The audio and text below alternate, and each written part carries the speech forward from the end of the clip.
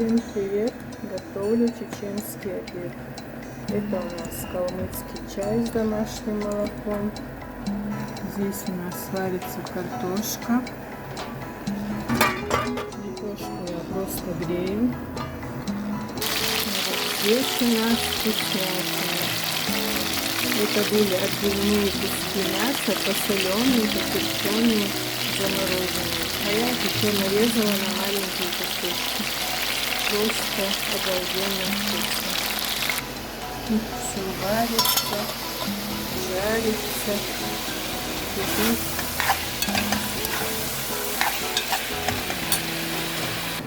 Немножко перевернула. Калмыцкий чай тоже готов. В общем, сейчас пожарится мясо, потом быстро сделаю лобером с домашней сметаной и пожарю домашние яйца. Всем приятного аппетита!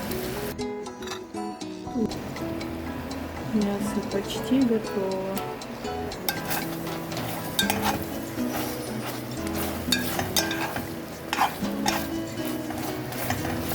Свежее тоже вкусно, девочки, но когда его замаринуешь и отправишь в морозилку, тогда оно вообще бывает обалденно вкусное.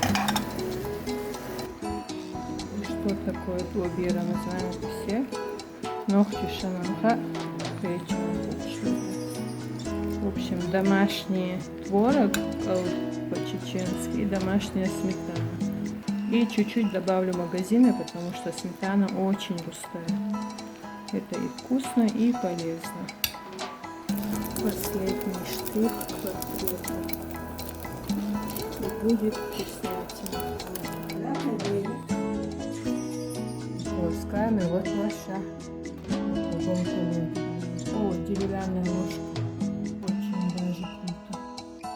Старинную посуду люблю. Короче, яичницу можно не снимать. Все. Всем приятного аппетита. Пока-пока.